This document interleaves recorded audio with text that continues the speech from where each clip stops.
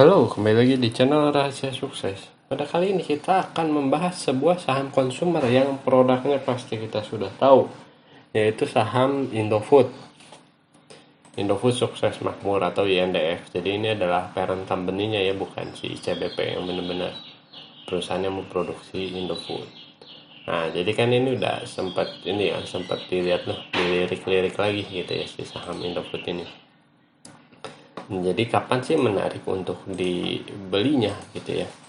Sebetulnya kalau di tren jangka panjang gitu ya, nah ini dia patahnya di sini nih. Nah, ini adalah downtrend yang kemarin terakhir dia patah. Sebetulnya ini adalah hari-hari dimana yang asingnya yang jualan banyak banget, yang hampir bank juga turunnya mungkin sampai 10%-an. Dia diturunin tapi dia berhasil naik lagi, recovery lagi. Nah, tapi sebetulnya kalau dilihat dari sisi pandang VCP gitu ya, di Indofood ini belum ada titik beli yang menarik gitu ya, walaupun dia memang sudah lama membuat base.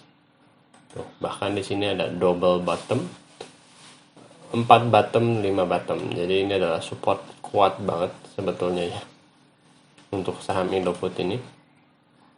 Tapi dia masih belum bisa kalau kita katakan misalnya dia bakal break gitu ya. Ketika break di sini pun adalah sesuatu yang terlalu cepat. Kenapa terlalu cepat? Ya karena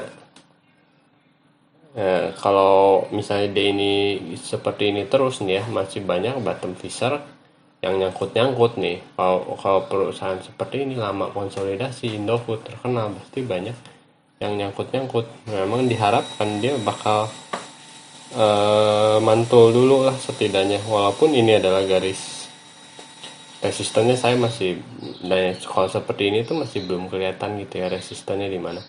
Kalau kita menganggap resistennya di sini juga bisa, ini misalnya. Nah, tapi kan ini nggak direspek nih sama ini gitu ya, maksudnya ya biasa aja, ini naik lagi gitu.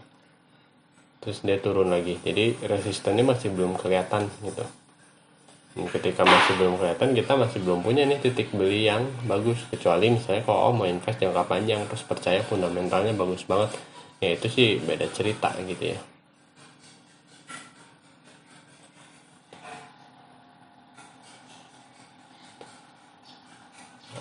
Seharusnya sih gitu ya, kalau anggap aja ini dia nih kemarin kena resist terus dia pulang lagi ke bawah. Nah, sebetulnya akan terjadi pivot di sini, di sekitaran sini. Dia di trading plan adalah ketika dia bisa mantul ini, dia bikin VCP,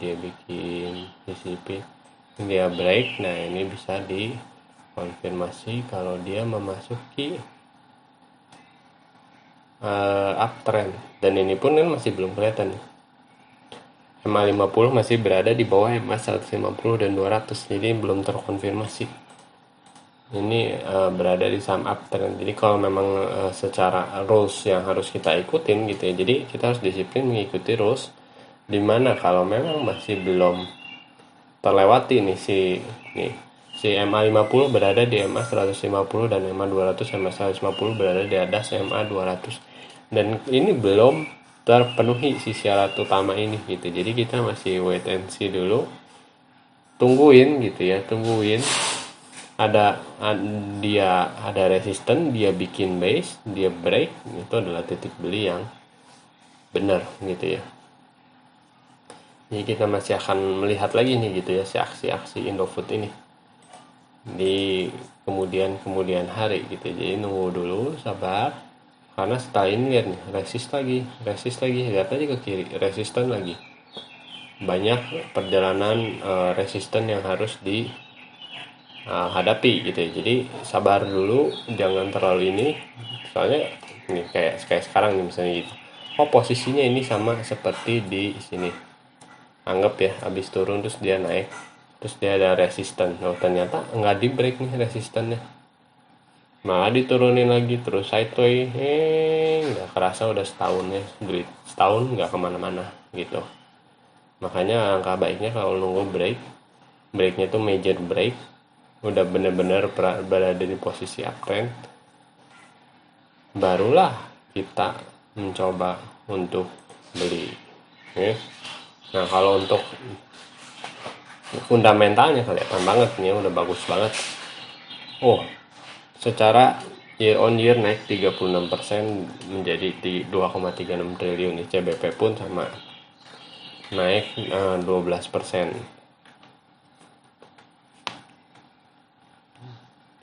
Mungkin ya neto konsolidasi naik berapa? Wah, berarti ini secara fundamental memang bertumbuh banget gitu ya. Kenapa saya suka, kayak kemarin waktu mungkin pernah dibahas ya, kenapa sih suka si saham Indofood gitu dibanding Unilever? Karena Indofood ini bertumbuh, dia ada strateginya, ada strategi bertumbuhnya gitu ya.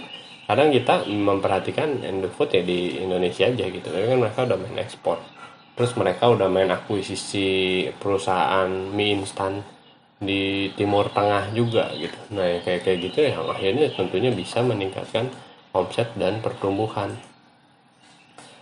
Bahkan kan kalau dilihat nih ya, ini udah jelas nih anti covid banget gitu ya, lihat omsetnya tuh nggak turun, naik terus, naik terus gitu ya. Nah setelah naik ini pun quarter on quarternya naik lagi 36%. Nah berarti ini perusahaan fundamentalnya gila banget, tapi apresiasi pasar belum segila itu gitu ya. Jadi kita harus masih menunggu dulu apakah akan ada titik beli yang bisa kita ambil tuh. Net income-nya naik terus, ini belum up to date nih, sebetulnya kan udah muncul kemarin ya laporan keuangannya.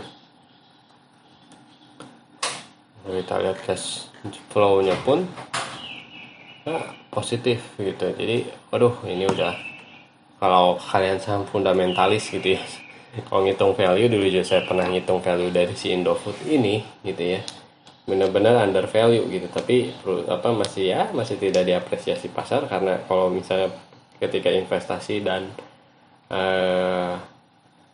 apa ya maksudnya dan trading secara VCP gitu, itu berbeda strategi. Jadi kalau mungkin secara investasi jangka panjang, saham ini top market top banget gitu ya. Jadi kalau ada temen yang merekomendasikan, misalnya minta rekomendasi saham apa yang bagus, kalau buat tergantung nih jangka panjang atau jangka pendek. Kalau jangka panjang dan disimpan gitu ya lama banget gitu ya, saya pasti saraninnya Indofood.